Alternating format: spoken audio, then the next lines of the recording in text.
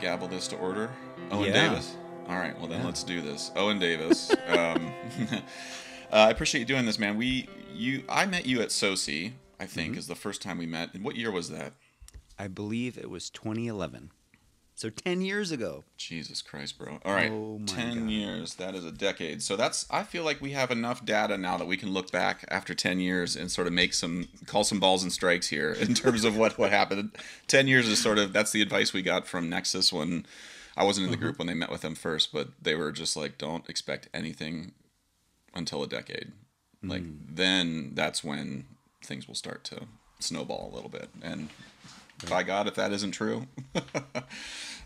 But well, let's what have you been up to? What do you want to chat about today? What's been on your mind, and how do you want to spend this hour or so?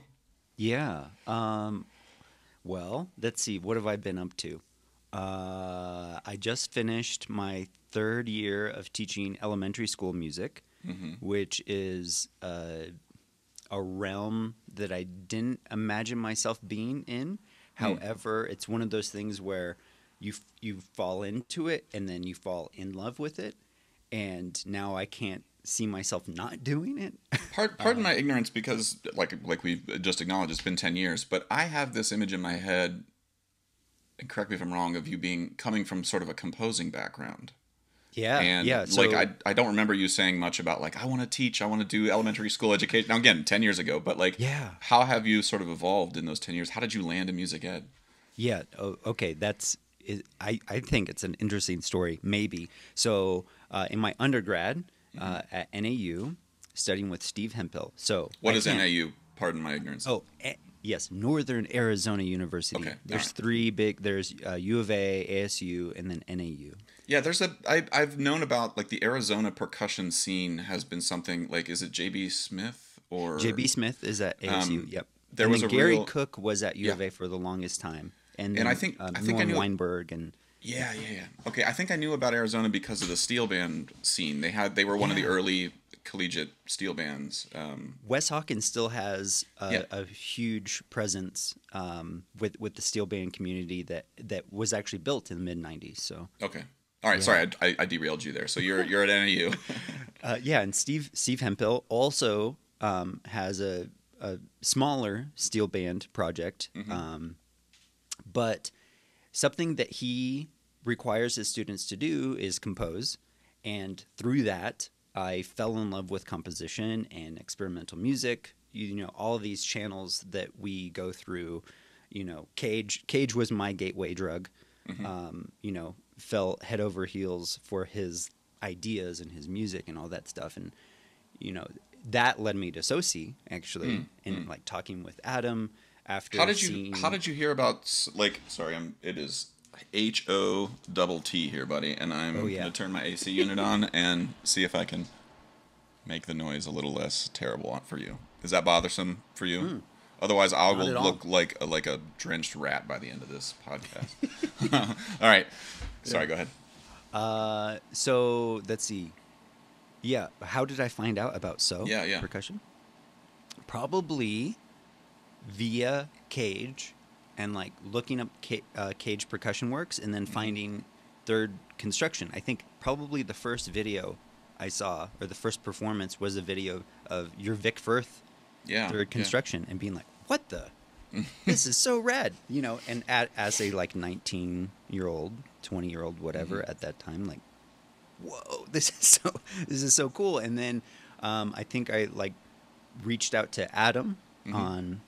on social media and kind of talking, and he told me about SoCi, and Hmm. then the rest is history. But yeah, I really fell in love with composition, and so my undergrad was in music education, and Okay, I all right. think yours was too, if I It was, yeah. remember, I did at music, Akron. music ed and performance at Akron, yeah. Yeah. Um, so, you know, halfway through that degree and at NAU, and I feel like it's very similar in other collegiate programs, it's a lot of work. Like you're taking a lot of like one credit classes.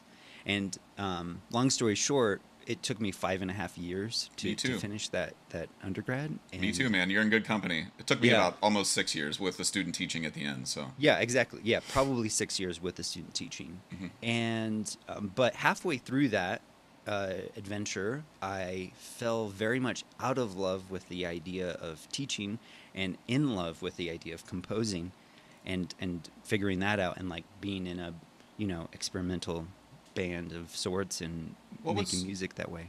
Sorry to interrupt. Sorry, just if you don't mind, every time I have a Yeah. question, I'm just going to ask because I'm really interested. Like, I think because you and I have some similar, we sort of parallel paths in terms of when you say you fell out of love with music education. What was it about? Was it something about the process of getting the music ed degree that caused you to sort of fall in love with it, or like what was it? Was there a moment? Was an instant? Like, was there an incident? Something that like a teacher? Like, what was it that caused you to sort of fall out of love with teaching? Mm. Yeah, I think what had happened was that and maybe this is like an early 20s thing. Like I Yeah. was like reading Cage and overwhelmed by the I don't just how profound his work was, and I observed him and his work as like quote unquote changing the world in some way, like making a huge impact in the artistic world. Mm-hmm. And I wanted to do that too, Mm. and like, or just like I wanted to do something that to me felt quote unquote important. Mm. Mm-hmm. And then I observed as I got closer to student teaching and you do practicum hours and you're in the classroom and everything, I also was like starting to make binaries in my mind of like experimental and radical and avant-garde and conservative and traditional. Mm-hmm. And Mm-hmm. I had like made this binary in my mind and I had put music education and like the public school system in this like conservative traditional box, Mm-hmm. and it didn't fit my narrative anymore. I was like, oh Mm-hmm. yeah, like there's no way that I could be in the classroom and like the music education system is so insular. Like we train these students to go through this program where they learn how to play this music, and then they go to college, and then they learn how to play it even more, and then they become teachers, and then they teach the new generation, and it's just like this cyclical thing. And I was like, I don't want to be a part of that. Or I felt like I had too many critiques, and I felt like I couldn't change it, and so I left it, Mm. and I went. I took this path that was to me at the time much more exciting, and you know, uh, I felt much more alive in it, like free improvisation, like the free Mm-hmm. improvisation world, and composing and all of this stuff. And so that's why I fell out of love with music It's education. It wasn't a teacher Yeah. or any big event. It was like just the divergent paths in front of me. Mm-hmm. One looked much more attractive. Yeah, it's one of the interesting things. I mean, you said a word narrative that I think is important, and it's something that I think a lot about myself in terms of the paths in my life that I've gone down weren't always like choices. Like I didn't go to Yale and I was like I'm gonna join So Percussion. I'm gonna tour in Russia, and then I'm gonna start a podcast. And it's like that's none of that at all was part of my narrative. And I think it's part of just identify. It's like part of the evolutionary like wiring in our brains is like it's hard to move through your day if what's ahead of you doesn't make some sense. Hmm. And so you construct a narrative. And I'm gonna like, do you think your narrative was accurate? And if so, how much? I mean, I don't want to imply that it was all inaccurate. Some of it may Yeah. have been true, but what part of your narrative 10 years ago is like a cancer that you're like, if now you had a scalpel, you'd just be like, boop, if I'd have just cut that out when I was 22 years old, I would have had a Oh. healthier view on this stuff. Whoa. Yeah. No, that's a really interesting question, and it makes me think of speaking of podcasts. Hmm. At that time, actually, I was really into This American Life Hmm. with Ira Glass, Yeah, yeah. and he had a really great episode that was all about like Plan B and how the majority of us are not doing our Plan A thing. And we're not even doing our Plan B thing. We're doing like a Plan C. Yeah, because But Plan that's A and cool. Plan A and B plans A and B seem like totally out of reach. So it's like, well, I'll sit with Plan C. Right, right. Let's see. So the question was if I could go back in time and like to my 22-year-old self, like critique that narrative. And What did you miss? What did you misdiagnose about the narrative that now, as like more of an expert on Owen Davis, that you could be like, okay, you were right about this, but wrong about this. yeah, I think one thing I would maybe say that I was wrong about, and I'm still learning this, but that things aren't so freaking binary. That it's not just conservative ideas and then these like radical experimental ideas in music specifically. But I got very binary and like I got very jaded, and I started to critique entire institutions and people around me through this lens, through this binary lens of like, oh, you're not radical enough. Like, you don't know how to improvise. Like, I don't have time for Well, you. if that's your litmus test, then you and I are not friends, because I'm a terrible improviser. like in So Percussion, Jason, every time we have to, like, if we're collaborating with a composer or something, and they're just like, now here, I'd like this 3-minute section to be a group improv. Jason's a very good improviser in that sort of free scene. Sure. I just see the vein on his head sort of pop up, because he's like, I don't want to improvise with these three dum-dums, because like, I think if somebody was like, now these 3 minutes, I want you to sound like a Trinidadian steel band, then my vein would be popping out, because the other three guys don't know how to do that. So it's an interesting thing to sort of see that stuff through that lens, looking back.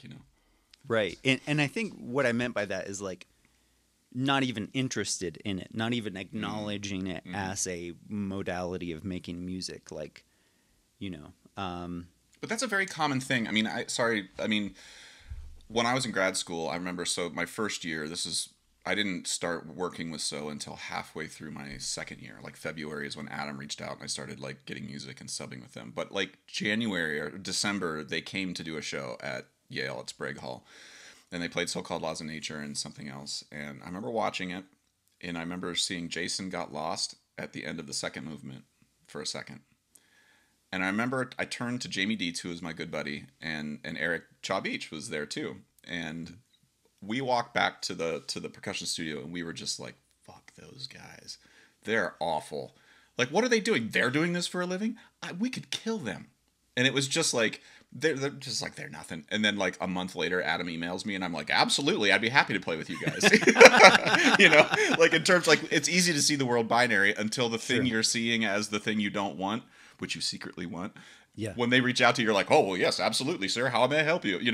And that for me was the moment where my worldview sort of clashed with reality. And then I met the guys, and I'm like, oh yeah, when you play 100 shows a year, at least one of them's going to be a complete plane crash into the mountain. Like that's what and we saw the plane crash. That's just the one of the 100 shows we saw. Right.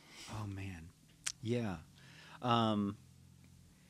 Yeah. So I think, if I could go back in time, Sure. Yeah. like I think now and again, maybe this is the narrative that I'm imposing on myself now, but now I'd like to think that I'm much more open in terms of like, seeing the value in like traditional music and music of all backgrounds. Although I do still struggle with this when it comes to like, if you analyze a concert season of a orchestra or something like this, and you're like, oh, I wish you had more diversity or representation of many things, like modern music or diverse backgrounds of voices and ideas.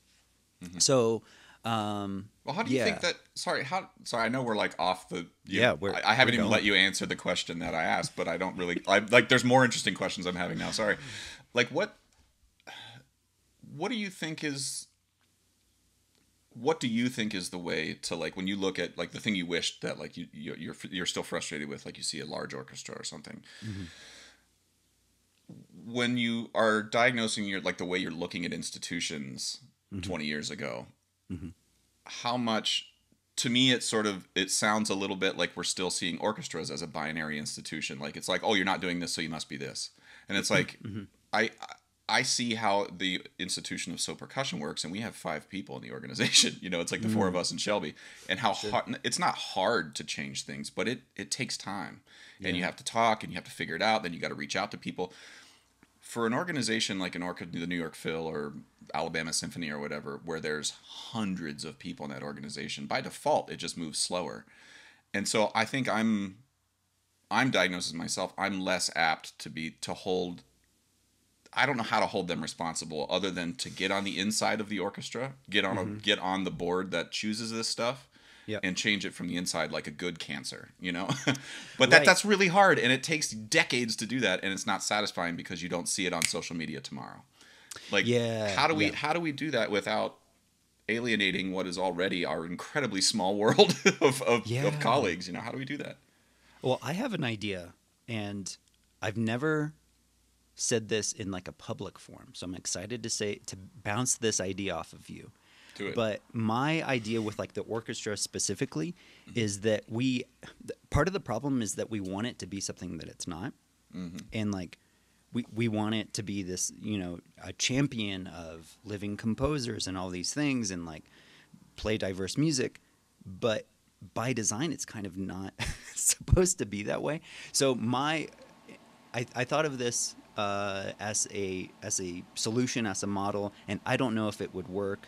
It definitely won't become a reality, but my proposition for the orchestral world is that we reframe it as like, okay, what I'm about to say might seem a little, I don't know, derogatory to some people, maybe, but I feel like we should just like repackage the orchestra as like the quote unquote musical museum.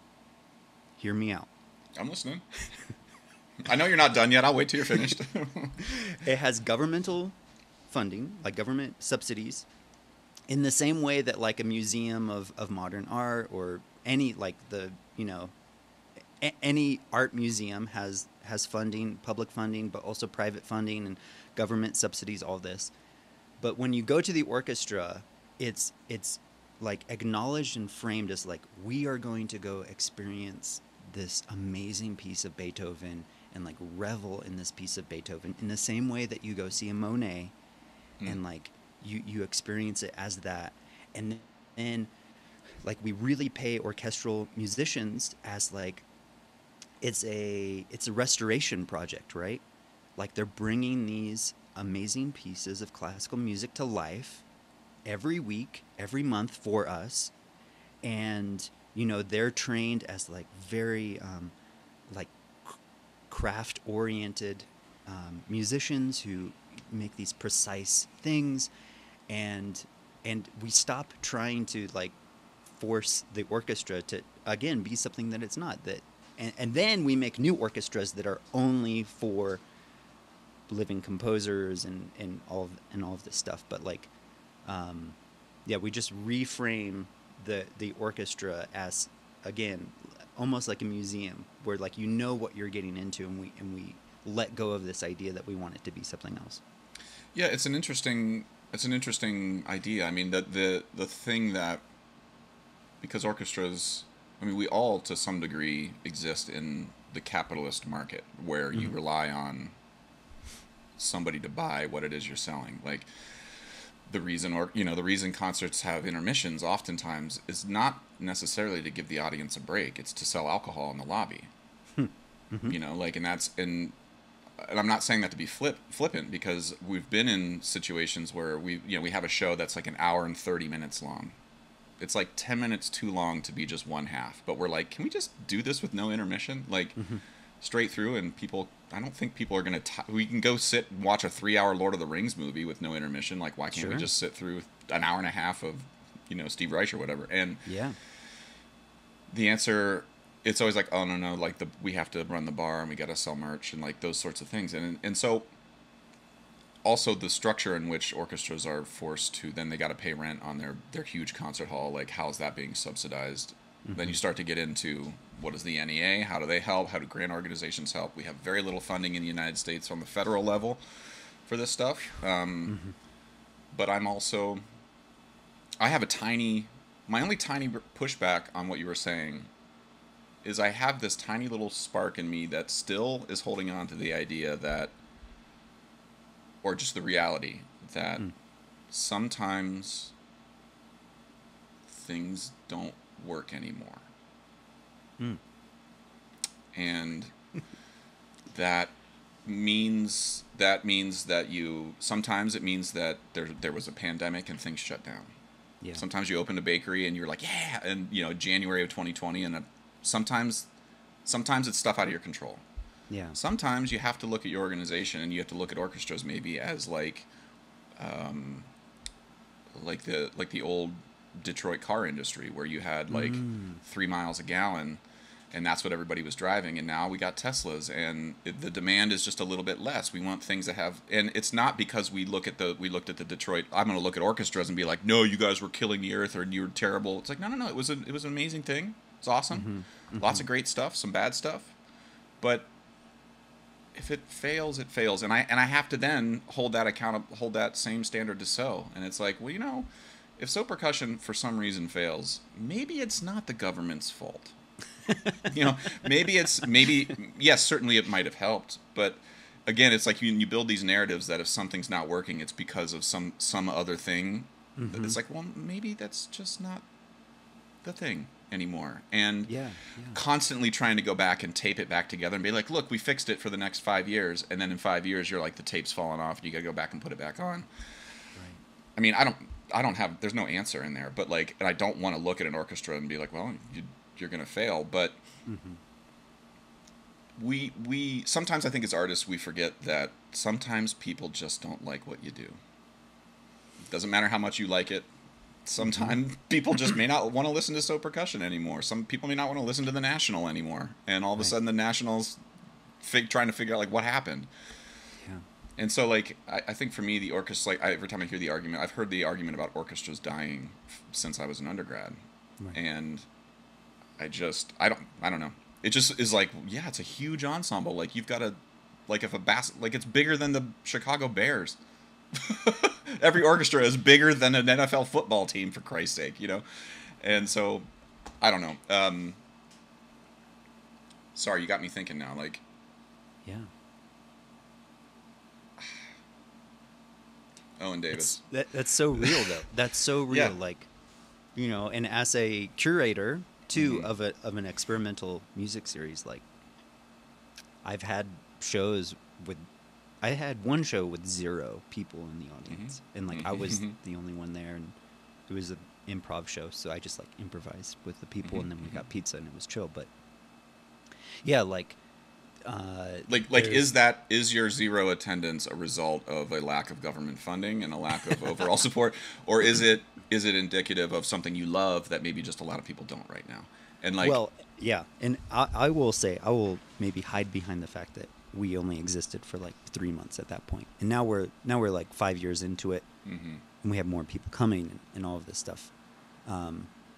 But I think you're also hitting on, speaking of narratives, maybe that's what this podcast is about, narratives. But like, speaking of narratives, like there's a huge narrative in the U.S., but also a huge narrative in like music school and our training that is like, keep pushing. Like no matter what, like even if there's 0 people there, like you could play your best show and whatever, and there's a virtue to that. There's a virtue to like pushing and like this almost myopic view of yourself as like the artist and whatever, and that's really toxic and unhealthy, and like can lead to some really awful dead ends. But it also can lead to some really amazing stuff and some adventurous music that wouldn't otherwise take place. So, I don't know. Yeah, I think this is a weird sort of like tangent that I think relates, but you can tell me if it doesn't later on. I watch a lot of fighting, and like boxing, mixed martial arts, UFC, like, and I know that it's not for everybody, but I listen to a lot of podcasts with fighters who talk about their process. And the thing you laid out about like you got to keep going. Like, to me, I have understood. I've reacted against that sort of vibe all the time. Like, take every gig, do every gig, hustle, do the hustle. And I've had that feeling of like, man, like when is this ever gonna end? Like, is it ever gonna end? And I've come to think when I listen to fighters talk about what they do, like there's a training, there's an endurance, there's a just at bats. Like, yeah, going in and getting punched in the face and losing a fight sucks, and you don't want to keep doing that. But the thing they all talk about is like, I wouldn't trade that 5 minutes in the ring for anything, because I actually know a lot more about myself than I did going into it. Yeah. Now, you can keep pushing and pushing and pushing, and then I've been at an orchestra audition where I've seen guys who are 60 years old taking their 90th audition. And that, I learned, like, oh, I don't want to be that. So, how do you identify when you're pushing too much? I don't know. But, like, I think if So Percussion had adopted that mentality, about the third 2 a.m. load-in to a studio in February, and then having to return the cargo van and then walk to the bus, not get home till 5 in the morning, the third time that happened, I know I would have quit. If at the time the sort of energy in the air was, if it sucks and it's really hard and frustrating and you're feeling jaded, then that's proof that the system ahead of you is fucked up, so don't deal with it, Yeah. Mm-hmm. And so again, like, I'm trying to say something, trying to hold both thoughts in my head of like, yeah, I get it. On the other hand, I know what I'm going to sound like on stage because I've walked into that ring and been punched in the face 7,000 times. And it sucks every time. But I know what I'm going to sound like now before I make a note. You don't. That's the difference. And it's like, and that's the thing. It's just like, yeah, I know it sucks to keep plugging, but oh my God, you just need to you need to be on stage so that when you're on it, you're not afraid. Yeah. And the only way to do that is to walk out, get knocked out by Mike Tyson 7 times in a row, and then step back and learn. Now, was my tangent somewhat accurate, what I said earlier? Yeah. Well, it actually, as you were describing it, it made me think of an experience that I had last week, actually. There in town, there's like a community band, and there is a junior band for elementary, middle school kids. And one of my private students, who is going into 4th grade, her parents brought her, and we went to her very first wind band rehearsal. And I've been working with her for a few years, but she was playing a snare drum part, and she saw all these rhythms that she knew, but the band was playing, and the band was playing like so fast. And she and I was standing next to her, and she like broke down. Yeah. She like started to cry, and and I was there with her, and I was like, okay, let's take a breath. Like, let's look at these rhythms. You know this. Pig, pig, tiger, pig. You got it. Mine was Mississippi Jello. It was ba-da-da-da-da-da-da-da-da. I couldn't play that. And my teacher, Joan Wenzel, I'll never forget. She's like, clean up the birdcage, Mississippi Jello. And I was like, all right, I got it. Yeah, I can do that. Yeah. But I felt in that moment, I felt her having her first rehearsal, and then being on the other side of that, like, no, you have to do this. You have to go through this. And then the next time it's easier. And then the next time it's easier. And to use your fighter analogy, yeah, like you've taken those punches. And there's something to that too. And I think what we're getting at is that you talked about holding these two ideas. I think what we're getting at is that multiple things can be true at the same time. And yeah, like, that's really messy and confusing, especially as like a young artist coming up. Like, do I keep fighting or what? Like, well, this is maybe the sort of like kind of the answer to the question I asked you earlier about like diagnosing 10 years ago, Owen, and for me 20 years ago, Josh. Yeah, it's the sort of blurring of the binary into the sort of nuance, like everything like water. Water is incredibly nuanced. It goes into every crack. And it settles to the bottom all the time. And I want my thought process to be more like water rather than mud. That sort of moves slowly, and if you press on it here, like I kind of want it to fall into the cracks. And I had a therapist once, and whether or not it was she was a good therapist or a bad therapist, I don't know. But what she said to me was really meaningful and has stuck with me. And she said, your initial feelings about something aren't proof of anything. They're just your feelings. And now they may later prove that you were right, but having fear, like my dad died of Lou Gehrig's disease, so I have an irrational fear of nervous twitches. Every time my finger goes burp, I'm like ALS, and like. She's like, no. You have a fear. It's not placed accurately. And so I feel like I want to teach students now of like when they have this just like, oh, I can't do this because of all this other thing. It's like, well, I want you to diagnose. Are you saying that because you're afraid of failure? Or are you afraid of the judgment that might come because somebody doesn't like the way you played something? Or are you genuinely being prevented from doing what it is you want to do because of, a systemic barrier or something like that? Because fear is different. That's something I can't fix for you, really. That's like Right. you just got to put your foot in the ring, take a few punches and realize, "Oh, that didn't hurt as bad as I thought. Right. I can take that punch." Okay, cool. And then you get into the third round, you're like, "Oh man, I can't take those punches anymore." Great. In the way you talk to a student who's in 5th grade at their first band rehearsal, you did great. You're not going to go, "Suck it up, buttercup." Yeah. Like your fight, trust me, when you're 30, you're going to understand. It's like, "No, no, no, no." You talk to a 5th grader like, "You're killing it. Do you know Yeah. where I was in 5th grade? Not as good as you." Like you can Yeah. do that. And then but when you're talking to a grad student or a doctoral student and they look at you and they're like, "I can't do this because, like I'm never going to be good enough." And like that's when I'm going to grab them by the shirt collar and be like, "What are you doing then?" Hmm. like like at some point you got to take responsibility for your own thing and stop blaming other people. Hmm. And so, but when to do that, I think as a teacher, for me, that's been the hardest thing because I've made mistakes. I've grabbed someone by the shirt, not literally, but like metaphorically grabbed them by the educational shirt collar, and then realized like, oh, they just want to be an accountant, and that's okay. That's awesome. Like I want that to be that for them. Yeah. Okay, that's fine. Let's push you over this way. Hmm. But how to do it as a teacher? I mean, let's transition a little bit. I want to blow a little smoke up your ass here Okay. because I have Blow seen away. you in particular working with young students.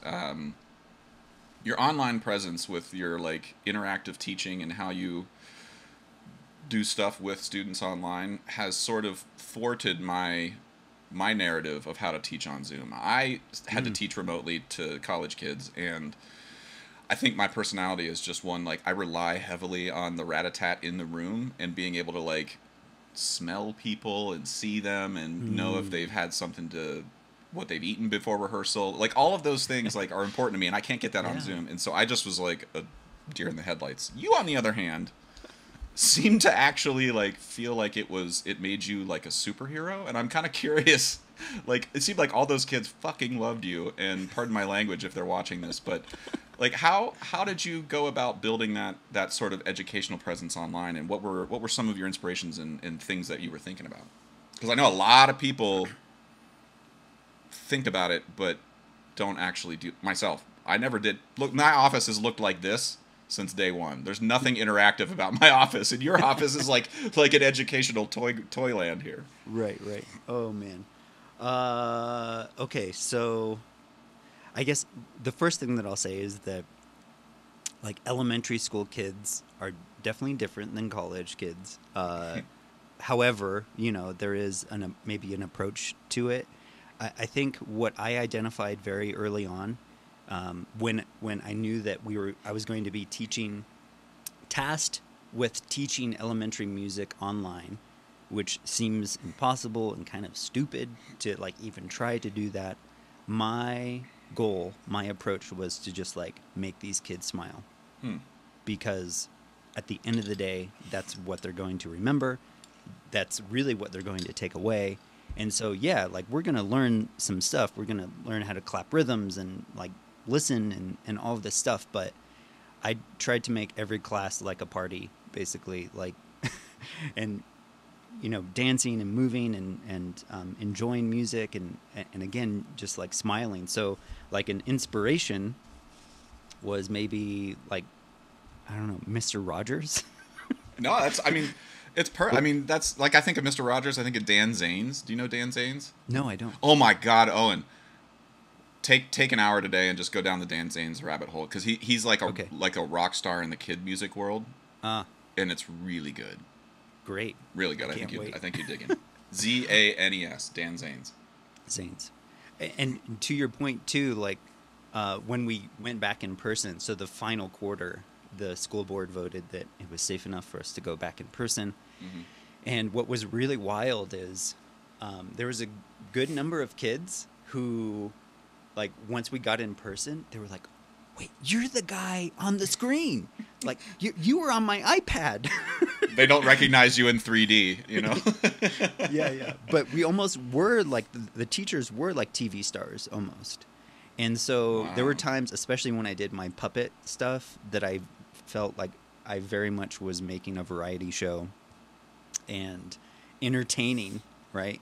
And Mhm. so, the, speaking of like blurring lines, like where is the line between entertainment and education, and was it okay and proper for me to approach it like entertainment or like Uh-huh. a show every day? Yet yes and no. Mostly But yes, yeah, I'd say. that was my approach, was just like having fun with the kids. And what I will say that what I shared online were the good moments. Like there was Oh, a I'm. lot of Oh, yeah, yeah. stuff That's what that happened, everybody but shares online is only the good stuff. right, yeah, like So yeah. we curate the good stuff, the image Yeah. that we want to see. And this is actually, let me throw something back at you, a question for you, Please. because I feel like you are a person, like your online presence, I feel, is really trying to create discourse around the idea of authenticity Hmm. online. Like you made a post a few weeks ago about like, I bet that the way you talk here is not the way you talk in person. Hmm. And um, I think I just want to say, like, I really appreciate you going on that path. Hmm. And like, even if I don't comment or anything on your stuff, like, I feel like witnessing your process of trying to think about authenticity online and in general Hmm. has been helped me grow and Hmm. think about that space as well. So this is kind of a new topic, but Yeah. can you speak to that a little bit? Like, what does it mean to be authentic online? And this is connected to like what we curate on social media, Hmm. and then going back to my students, like I'm sharing the good moments, and Yeah. yeah. Well, that's a great question, and I appreciate you asking it, and I appreciate the kind words. I think that something I've learned about myself, my own personality, is I don't have like Gray McMurray is a guitar player that So's worked with a bunch. I remember getting in an argument with Gray about something dumb. We were having drinks and we were just chewing the fat, and I sort of said something like, "Yeah, I can't fake my way through a conversation, and I envy people who are able to, like, if they're really sad, put on a like, I'm here, let's do it, like to put on that Mm-hmm. vibe." And not in a way of like you're putting on something, you're pretending, you're being fake. Like that's just, some people are able to sort of be situationally appropriate all the time. And for me, if I'm in a bad mood after a show, I don't want to talk to anybody. I want to go away. I don't want your high fives. I don't want like, and it's not because I don't like you. It's just like I can't pretend to be psyched about your psychedness about what we just did. It's Mm. not. I don't have that ability, and I feel bad about it because relationships are important to me. But I also feel like it's important that when I'm interacting with somebody, that they're getting the person that I am. And Mm. sometimes I just don't want to be. I don't want to be a Eeyore to somebody, so I'm just not going to do it. And anyway, Gray was like, "That's the thing I love the most about you, is I know exactly how you're feeling all the time, Mm. just by the way you're carrying yourself." And I think that I think long and hard before I post stuff, that if I'm quicker at it now, but it's like I just say it out loud. Hmm. Like, would I say this on a concert stage in Columbus, Ohio? Would I say this on a concert stage in Des Moines, Iowa? Would I say this on a concert stage in San Francisco? Whoa. Would I say this in Austin? Could I say this in Montreal? Could I say this in Kiev, Ukraine? Like, and the answer is always yes, because That's a wild filter. I like there's that. nothing I've ever said online that, even looking back at my posts, like you get the memories on Facebook, like 10 years ago you said this. Uh-huh. Yeah, it's an more immature version, a less nuanced version of myself, but yeah, I would still stand up and be like, "Yep, I said this." And what I've noticed since Trump got elected, Trump is why I started the podcast 5 Mm-hmm. years, 6 years ago or whatever it was, because I saw Trump getting elected, and we're going to get into politics here, but it is Sure. the answer to your question. I grew up in a very conservative area of Ohio, in a Rush Limbaugh household, and I grew up in part of the country where right now the term is white grievance politics, you know. And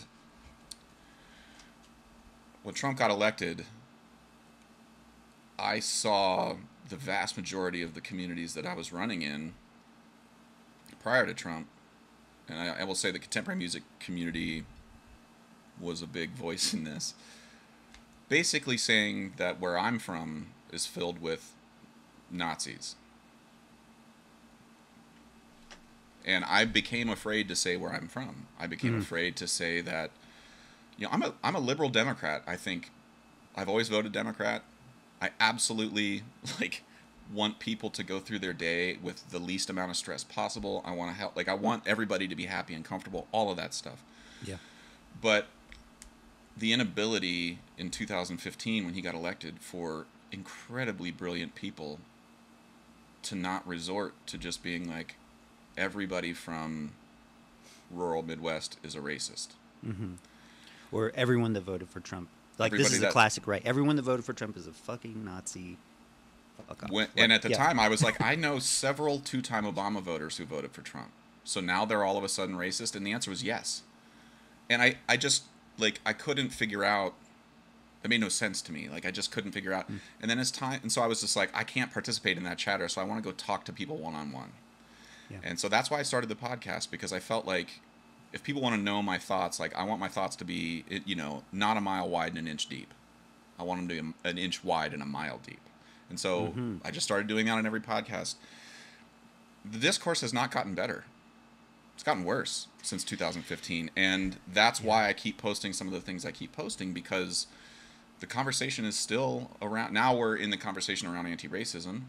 And again, totally get it. I understand it. I know what the history around the, you know, the British slave trade, how it went through the, like, I understand the 1619 Project, like teaching history. Yes. But now we're calling all of the white Midwestern voters drug addicts because they don't quite understand why racial tensions are what they are in the country. And I'm like, you don't know poor white people. I have relatives who are on social safety nets, whose husbands are getting beat up by cops on a regular basis because they're looking for his meth dealer. He's white. Now, that's anecdotal. The stats don't bear out that most white people, I mean, of course, like I work in black communities, all of that stuff is basically accurate. But on the granular level, when I talk to my cousin, she's like, fuck everybody on the left. Like, nobody cares about me. I don't have white privilege. Now, and I can talk to her, I'm like, Jess, but, you know, like, there's a nuanced thing to that statement too. But she's like, come to my house and show me how privileged I am. You know? And so, again, like, it's the inability, I feel, in our general sort of body politic, and especially online, to hold these two thoughts of, like, Josh Quillen absolutely loathes racism. I've seen it in pan yards. I've seen cops walk right by me and go right to the 8-year-old kid playing steel pan and search their bag, not mine. Damn. Like, on the other hand, my cousin is still a person too. And to just paint with broad brushes because it's the narrative, it's the political narrative that's acceptable online right now. Boy, oh boy, Owen. I just don't see... If what you want is my cousin to hang out with a black person and get on the one and understand what all the nuances are, calling my cousin a drug addict and a white privileged person who doesn't understand, and they'll understand it someday whenever they get the Lord in their life, you know? It doesn't work. That method doesn't work. And so being like, and I can't, I'm saying this now to you, and I could probably get roasted online for even saying this, but like, the inability to sort of reconcile these two things, it's this online inability to have nuance that I feel is, I think it's the thing that's gonna, I think this is why empires fall, Owen. I don't think empires fall because a lot of bad people decide to make the Roman Empire fall. I think what happened in the Roman Empire or the Greek Empire or whatever was like, there's a few things that happen, society starts to sort of do a thing, everybody talks about cancel culture. Mm-hmm. And there's articles being written right now that cancel culture doesn't exist. It's like, well, you're writing an article about it. like and so it's like nobody's able to start, and so eventually 30 years goes by and nobody's able to put a hand on it, Yeah. and the thing falls apart. And if I hope I'm wrong, Owen, but to answer your question, Mm. I it's important to me to somehow plant a seed in people's minds that people are messy, and you just can't put anybody in a box. And that's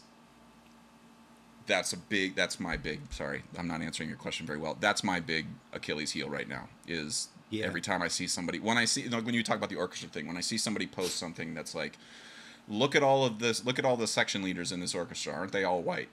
Mm-hmm. I understand it. The answer is yes.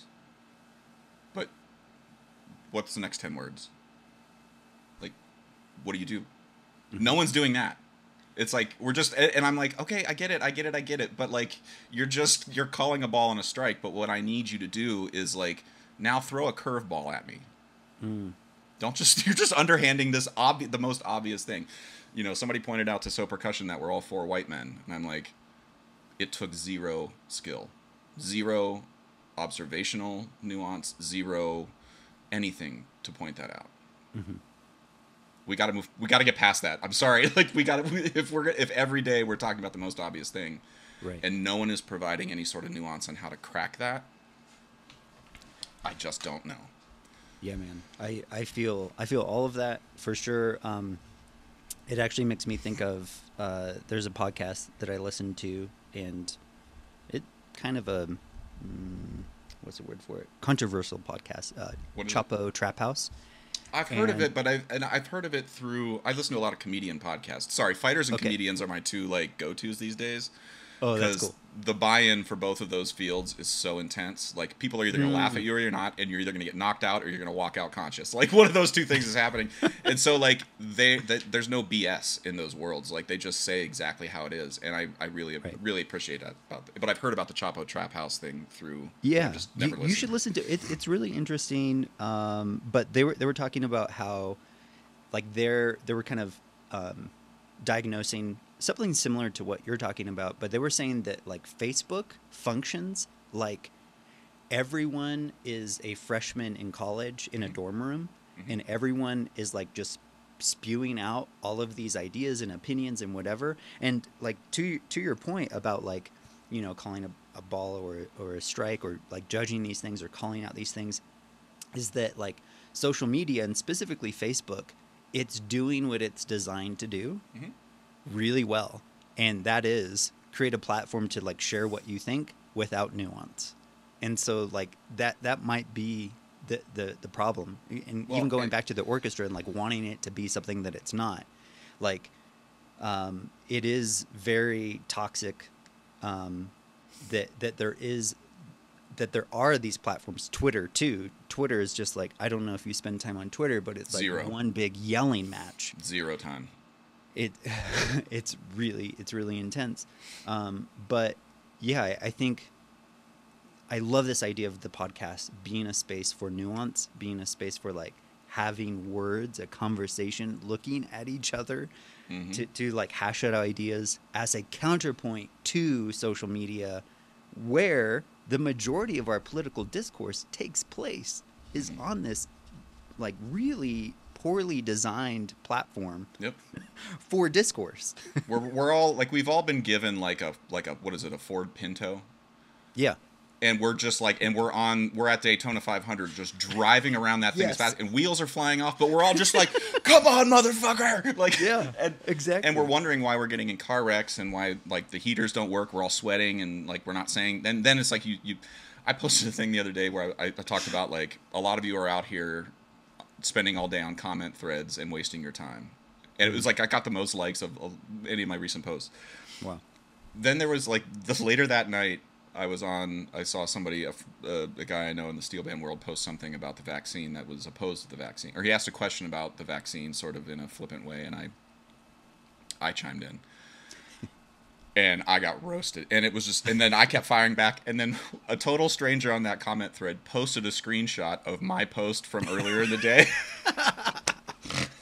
And I just was like, touche, madam. And I just signed off because I posted a thing and then I fell victim to the very thing that I knew I didn't want to do. And it just goes to show. And I listened to a podcast that was Sam Harris podcast. And Oh, yeah. about the guy who was in the room when Facebook was invented. Sure. And I think that was the guy who made the Social Dilemma movie. Like, I think you're right. Yeah. But he talked about the mechanism to sort of refresh stuff on your phone and your iPad, and how like when you're scrolling, you're just doing this, and how psychologically like this is a like whatever, and you're just looking, But when you swipe down, that's why slot machines are like this. Because you're pulling down and you're waiting. And there's something about that wait. That dopamine. And so they purposely made on all the platforms the refresh button or the refresh thing to be something you swipe down. You are on a slot machine all day. And it was a purposeful choice. Right. Bro, that's so fun. But it's like that, and when you look back, like that's the thing in 1,000 years when they're like, how did humans fall apart in 2020 or 2035? You look back and you're like, oh, it turns out that we found out that on November 23rd, 2034, we had enough metadata to see that of the 7 billion people on the planet, 6.8 billion of them were swiping down at the same time, and humanity just can't sustain that. like that is if that would be so embarrassing for humans. Like poor dinosaurs, at least it was a fluke for them. They ruled for like 14 billion or 64 million years or whatever, and then a comet hit. But if we go away because we just couldn't stop this. Anyway, that's why I post on Facebook, and that's why I started a podcast. And just in terms of this is another thing I've seen enough people post online that just drives me nuts, and that somebody will be like, oh, I love your podcast, or I love listening to your podcast, and I'll see the same person be like, Joe Rogan is trash. I'm like, okay, do you want to know why I'm doing a podcast? Do you want to know why you're on my podcast, Owen Davis? Because of Joe Rogan. Because 5 years ago, Joe Rogan was the only person talking to politicians, talking to people, and do I agree with everything he says? No. I don't agree with everything you said. You could go back through this podcast and find a few things that you and I butted heads on, but like... Yeah. He was the only person I heard that was like really willing to go in, and he's very curious. Like, listen. Anybody who thinks Joe Rogan is trash, go listen to any of the Neil deGrasse Tyson podcasts that he did. And I guarantee you, if you come out of those thinking that Joe Rogan's trash, you are someone who is not interesting. Just because I was just going to say another thing about Joe Rogan. I agree with you. Like, problematic at times, but like curious and interesting conversations for sure. And I will say something about Joe Rogan's podcast. His whole platform is that it's long form. Yes. And that's what I love about it. In a world that's very like soundbite and like short, you could watch a 2-hour conversation with Neil deGrasse Tyson or whomever. Or Tulsi Gabbard or Bernie Sanders. Like you can go online and think what you want about Tulsi Gabbard because you saw one Vox article that took you 2 minutes to read, or go listen to her for 2.5 hours talk and make a call, and you may still come to the same conclusion. That's fine. That's totally fine. But I know you only read that Vox article, and your entire worldview about Tulsi Gabbard is now based on a Vox article. Right? You sure you want to keep moving like that? Would you like your entire world? Would you like somebody to judge you? That's the other thing. I rarely post anything. I don't post anything about anybody in particular calling them out unless it's like my mother. Or my wife. And I haven't done that because I know them. Right. I don't know. So I don't know you. I don't even know Joe Rogan. So I'm not even like, to me, and that's an important thing. So. Yeah, no, that's real. That's real. I do want to pick up a thread that you laid down in this, and it's the idea of like the difference between diagnosing the problem and then doing the work. to Mm-hmm. fix it. Mm-hmm. And so recently, in the past like 2 months, I've gotten into TikTok, and TikTok is a really, I love it. It's like a Mm. really interesting place.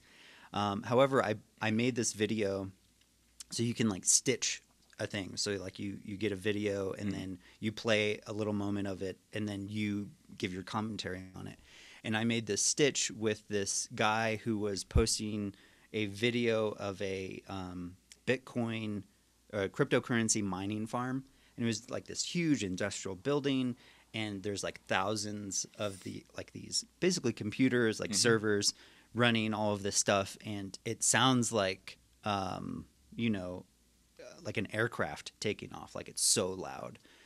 And then I stitched it and I made this commentary like basically saying that humans are so stupid. Like we made paper currency, which is not sustainable. We have to cut down trees, and then we made this new cryptocurrency, which is digital. However, we have to like make all these huge computer mining farms in the middle of South America, and like Mm. that's not sustainable. And like, why are we so dumb? Like, why can't we get it right? And someone comment. I only got one comment, and it was this guy who's like, "Okay, you just diagnosed a flaw. Like, why don't you figure out how to fix it?" And I just responded, "Okay." Mm. But another response that I had was like, "No, it actually is enough to just like point out a flaw in a thing. Like, I feel as though like that perception of identifying a flaw and pointing it out and framing it in such a way that maybe Mm-hmm. will make people think differently about it, or Mm-hmm. even yourself think differently about it. I think that there's value in that, Mm-hmm. and that's substantive. However, to your point too, like how do we begin doing the work of fixing the flaws that we identify? Yeah, And I think that's the hard part. no, it's a great question. It's a great point, and it's one that like I don't disagree with you 100% on what you're saying. Sorry, I agree with you mostly in terms of like the value, and you have to know what the problem is first before you can fix it. Right. And I'm trying to figure out where my biases are here and like where I'm missing the boat. But I would say the thing that I'm less frustrated when somebody says, somebody makes a post about like, the whatever, the World Trade Organization, Mm-hmm. or, monetary policy, or the Fed. Like not that I don't have any skin in that game. We all do to some degree. I don't understand it. And there's so many other things in my life that I'm actively trying to understand that make my day move forward and like help other people and are very specifically geared towards like the steel band world or publishing or whatever. Like Yeah. to figure out the Fed's monetary policy, like I just can't do it. So I'm just not going to get upset if somebody is like constantly calling out the World Trade Organization. To me, the issue where I get a little bit like okay, let's wrap it up, move it along, get to the next step already, is when I see like the same people posting about the same problem in the music community. Mm-hmm. And I think Oh, I where feel you like actually can do something about it. yeah, and it's like I think sometimes some people think they feel like they're in the music community, and because of the way social like the perception they have about social media is they look at a group like So Percussion, or they look at the New York Phil or Carnegie Hall as the World Trade Organization. Mm. Like there's no way I would ever have any effect on what they're doing. So I'm just going to call this thing out and move on. It's like, well, you can just email me, Mm. and like you can't just email the WTO and get a meeting. But actually you could email Carnegie Hall and talk to somebody. Like, Right. yeah, they're big organizations. It may take you 4 or 5 emails. It's going to take you 4,500 emails to get to the WTO. To Yeah. Carnegie Hall, like there's a guy named Sam Livingston who's a soci student who works there now. Like Mm. Lincoln Center. Like I know, just don't assume that you can't. And I would say this: the other thing that I just personally feel is like keep your beefs private and your successes public. Hmm. Like if you've got a beef with an organization, don't assume that you can't have a relationship with them. It's when people go online, you have no relationship with So Percussion, you go online, you light them on fire and expect us to be like, oh, you know what? You are 100% right. We're super sorry. It's just not the way it works. That's why you don't have a lot of genuine relationships that begin over a social media feud. Mm-hmm. I have a ton of relationships that have begun over a Facebook message because of something that happened publicly, and they message me and they're like, hey man, I'm a little confused about this, can we chat? Yeah. And now 5 years later I'm getting beers with them and like we're working together, and it's like that's how relationships begin. Yeah. And I worry that folks in our field think that online relationships are the same thing, and they are not. Mm. And like you can ruin in-person relationships way easier online than you can in person.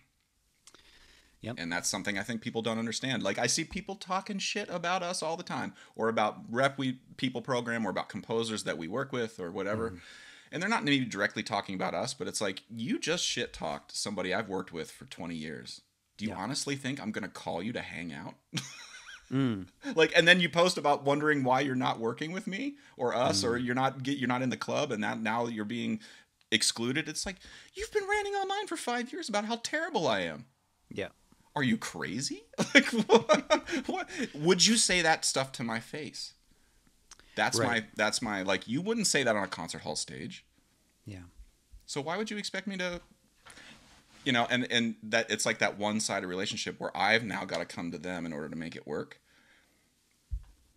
I got too many people in my life, bro. I'm just not going to do it. And I think in 10 years, you're going to have a lot of musicians, a lot of people in our field who were in this very insular sort of social media generation. Yep. That's going to be wondering why the phone isn't ringing. And I'm happy to tell people, but I'm telling them now. So if you think you're one of those people whose the phone's not ringing, and you go back and look at your thread, and you've been nothing but calling people out all the time, Yeah. do a little work. That's all I'm saying. Do a No, little bit. yeah. Do a little bit of the self work, and maybe your phone will ring a little bit more. That's real. And I think this kind of segues nicely into discussing, and this is a heavy topic and deep, but the idea of cancel culture. Mm-hmm. And like I think that I've experienced it personally from both sides of things, and I also maybe want to discuss the idea of like cancel culture versus something that I like to call out culture, where again you're calling something out to make something happen, to make a change happen, rectify something, versus cancel culture, which is calling out for the only purpose of like burning it down, right? So to me, there is a difference between these two things. Like one is actually restorative. In the education world, we study, we go to trainings for restorative practices where, you have two people, one person harmed the other person, and you identify the harm, and then you work together to rectify the harm. And through that, you can actually build relationships and like meaningful things, versus cancel culture where it's like, yeah, again, just burning it down. So I wonder if you make a distinction in your mind about these two things that I've thrown out there. Is there a difference? Is there a space for call out culture? Is there a usefulness for it? Or does it, because of our society and social media, does it always kind of just revert back to cancel culture? That's a good question, and I appreciate you framing it that way and asking it that way.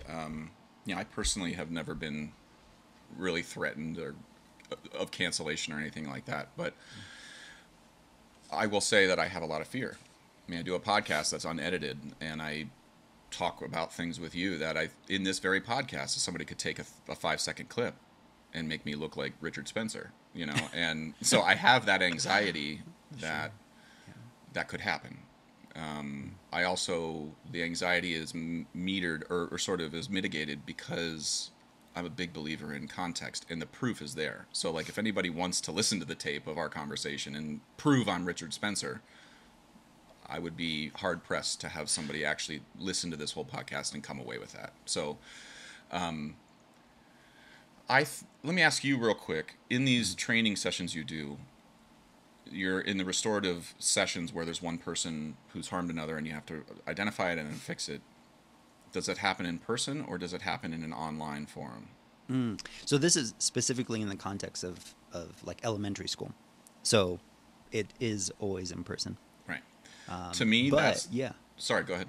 maybe that is the big difference, is that it does have to be in person. However, like I feel as though, like, if we meaning, I don't know, society, if we become privy to restorative practices, that it could happen on an online space. Or maybe that's a utopian fantasy of mine, but sorry, go I ahead. don't know. I'm skeptical of that utopia, Yeah. only based on the data I have now. So, like, Yeah. again, in 10 years, we may have evolved to have a more nuanced ability to function in that world. But Hmm. to me, I see that, to me, the fundamental premise is that if it's happening online, I think there's an inherent default unhealthiness to it that everybody needs to acknowledge. To go onto an online forum and do either call out or cancellation is coming from a fundamentally hobbled place, or fundamentally sort of, you're not fully grounded. You have to operate in a certain way, without tone, without nuance, without context, without knowing, is the other person taking a shit while you're talking to them? Are they eating? Are they dropping their kid off who's crying right now? Like, what's happening there? And until we can get that out of the mix, I think we just have to look at these sort of things in that context. Hmm. I think calling something out is not inherently bad. I just feel like the default nature should always be like, what's the rule? Like, you got to offer three times. Somebody's got to turn you down three times before Mm. you stop offering. Right? It's rude to keep being like, "Can I do this? Can I do this? Can I buy this dinner for you?" And they turn you down three times, then you got to stop. Like, that's sort of the unwritten social contract we have. When you're at a restaurant and you need the check, you just do like this. It's a polite way of saying, like, rather than be like, Yeah. we've agreed on some things. I think that calling stuff out, if our default is three times privately before you go online, Mm. I think 90% of the stuff online goes away. Whoa, Um, that's real. I would say canceling is an act of malice, always, Hmm. because you're always trying to rid society of somebody's ideas, and that is a malicious act, regardless of. And I say that because the ACLU says that. The ACLU defends Nazis when they march in Skokie, Illinois, because the freedom of speech is fundamental to our ability as humans to learn about ideas, learn what the bad ones are, grind your good one up against the bad one, and sharpen your tools. Mm. Because other societies from which the United States has spawned from over humanity has come from places where freedom of speech is not important. Yeah. They could throw you in jail for saying the king smelled bad. Like, that's where it goes. And so when people who are like First Amendment folks, like, that's why that stuff feels so scary. That feels like a slippery slope when we start to be like, oh, we're going to cancel Louis C.K. because of a thing, or we're going to cancel. What do you mean by cancel? You can't cancel Louis C.K. You can't cancel Dave Chappelle because you don't like his jokes. Hmm. Where's it? What do you mean you're going to cancel? When you're then going online and trying to cancel somebody, you're saying to everybody else, you don't believe this person should exist. Mm. That's an act of malice. And Mm. there are many people, I don't believe Donald Trump should be around. I don't like him at all. I think he was one of the most devastating political figures to have graced the White House of all time. Hmm. I don't think he should be canceled. I don't know what that means. Like, what what does it mean? Because you know who's back? Dave Chappelle, Yeah. bigger than ever. You know who's Yeah. making more money now? Louis C.K. You know Mm. who's like, you can't cancel Kathy Griffin. Mm. You may not like her jokes. You may, on the right, whenever she held the Trump head up, it's like, cancel her. It's like, okay, fine. She was gone for like what, 6 months, Hmm. and now she's back. It's because you can't. Like, it's malicious, and there was no crime committed.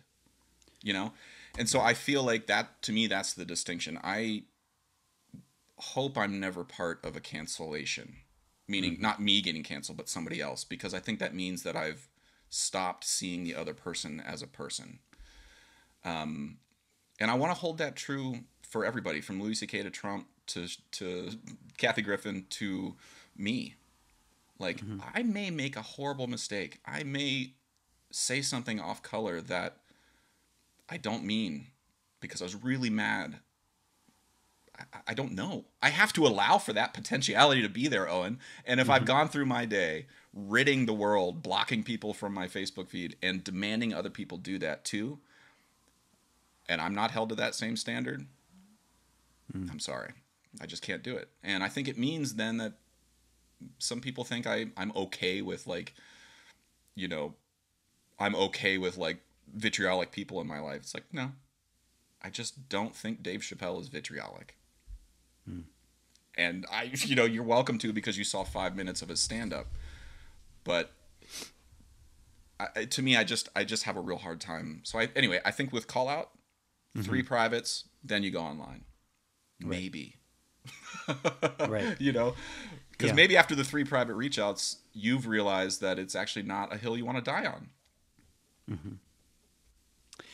Yeah, and I don't then know. okay, so just throwing out, so a lot of the people that you've talked about have been quote unquote canceled for doing like a controversial Mm-hmm. action or saying a controversial The thing. Louis C.K. is in a little different category. Like, his Yes. there was a sexual thing going on, Yes. but, like, I think there's nuance to that too that I don't want to weigh in on. But Okay. his thing is a slightly different thing. Than Dave Chappelle just made some jokes about trans folks that I think people didn't like, but he and Kathy Griffin, they made jokes that society maybe isn't psyched about.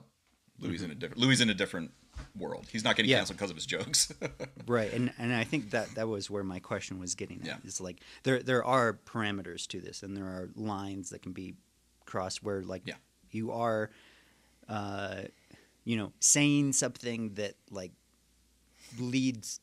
has the potential to lead to a death or a hate crime. And speaking of Trump, like this is a really great example. Like he's banned from Facebook for 3 years, 2 years, something like this. Like, how does that stack up to your worldview of like Trump shouldn't be canceled? Yet, in a way, it can be argued that like his speech, provoked 1/6. Yeah, it's an interesting question, and it's where my hypocrisy sort of rears its ugly head. Mm. I'm glad Trump's out of our lives on social media. Mm-hmm. I do think, and again, like, there's a reason we have first-degree murder, second-degree murder, third-degree murder, manslaughter, involuntary manslaughter. Like, you can't, Yeah. If an old woman just accidentally runs somebody over at a stoplight, that's not the same as John Wayne Gacy. So we Right. can't just give her the death penalty, right? Right. To me, right. when I look at somebody like Trump, in terms of how they've utilized their speech, Yeah. it has gotten to a point where it's damn near John Wayne Gacy, like, where you're literally calling for people to storm a Capitol building, right? Yeah. Where Dave Chappelle falls down in terms of jokes he tells on stage about people, like, Yeah. he tells jokes about a lot of different demographics of people. Like, he's not just walking out talking about trans people. And I can say this because I've watched every one of his specials, and Mm-hmm. I would say 5% of his jokes are about trans people. The rest of it is all about race and all these other things, Mm-hmm. To me, that falls into I wouldn't even say involuntary manslaughter, because it's such a different context. He's not on stage calling for people to actively go after trans people, right? Yeah. So there's a level of nuance here. Now, as I'm not trans, but I can empathize hearing a joke about like, if somebody if he did a whole bit about white guys with beards who have sweaty armpits, like, I could understand why I would take that personally, right? But to me, that's where I think Trump falls into the category of, yep, it's pretty clear you're spoiling, you're poisoning the well. Yeah. And again, like, just but again, like, I don't know. Yeah, life's so much more peaceful with him out of my life, but Mm-hmm. I also think that the way for good ideas to go away is for them to be in the sunlight. Yeah. with the good ones. Mm-hmm. And the longer Trump's away, the more people are away with him Yeah. and hiding, and here's a dark prediction, but I'm confident. I say this with no sort of maybe I'm wrong. Trump's going to be president in 2024. Whoa, you heard it here, You folks. heard it here first. Now, let me clarify. I Yeah. don't want him to be president. Ah, But let me put this. Actually, let me clarify a little bit. A Trump will be president in 2024. okay. Like a Trump And 2.0. but I wouldn't be surprised at all if it's Donald. And I say this because, well, let's call balls and strikes. Joe Biden won by 42,000 votes, electorally speaking. Mm. He won by 7 million in the popular vote. Mm-hmm. But that's not how we elect people. Right. He won by a narrower margin than Donald Trump won by in 2015, electorally speaking. Whoa. I think all the stuff we've been talking about, cancel culture, online culture, the way that we talk to different demographics, the way we try to enact the methods in which we enact social change online, Yeah. are watering the seeds of Biden's demise. And that's why I have anxiety. I'm just like, you all clearly want Trump again in 2024, don't you? Keep lighting people on fire online, because keep calling people racist, keep calling them bigots, keep calling people in the Midwest stupid. Just keep it up. You're going to get Trump again. Why? Because I talk to people. Right. And you know who they're going to vote for in 24? Not Kamala Harris. I will be. Don't get me wrong. I'm gonna be circling all the Democratic stuff, but like, just calling balls and strikes. And I was the only person in my crew in 2015 who said Trump was going to win. And Nobody believed me. Like, wasn't surprised. No, nobody. They all thought I was crazy. Yeah. And then he won, and I sat there and I was just like, I told you guys, and they're like, everybody's racist, and I was just like, no. I told you what was going to happen. This is not what you think it is. So, anyway. Well, listen, Owen, I unfortunately have to wrap it up, but Okay. I really enjoyed this conversation. Yeah, I feel like we could talk more for sure. Yeah, let's do a part 2, and we can talk about whatever, but I appreciate you asking me a question from time to time. Nobody ever does that, and I appreciate, you're like one of the like 300 podcasts I've done. You're like one of 3 people who have asked me a question, and I appreciate that. Thank you. Oh, I love it. I love asking questions. Yeah. So, but I thanks for also answering. I appreciate you sort of being willing to wade into the waters on some of these topics in a nuanced way. I apologize if any of that got you canceled for any reason, just for being on the Zoom screen with me. We can start our own canceled duo if something happens. Okay. Deal. I'll take you up on that. But I hope people take away from this just the sort of idea that there's always a human being on the other end of what it is you're doing. Whether you're kids who are on Zoom watching you teach, there's a human, like, you're a human being you're not just a TV star, you're a human being who has a family and you've got a life and you're trying to figure out how to make things work. So, if you see something Owen Davis is doing that you think is like, well, that's not right, reach out to him privately 3 times. And same with me. I'm a human being, and I don't. The other thing too, when I kept asking you about like the 10 years ago, 10 weeks ago, I didn't think the same way I do now.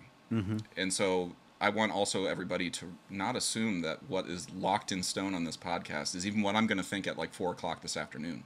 Right. And if you want the freedom to change your mind, if you want that sort of freedom to be there, then I think giving other people that benefit too will serve humanity in a great way. But and keep teaching, buddy. You're doing the Lord's work over there, and Thank you. And you're very good at it. So I hope you're able to translate your in-person vibe, and I hope they still see you as a rock star at the end of the day. And also, finally, just on a facial hair tip, I dig the stash, bro. Thank you. It's hard to pull off a stash. Thank you. Yeah, the stash is fun. The You stash, should try it. Well, it's like the bow tie for the face.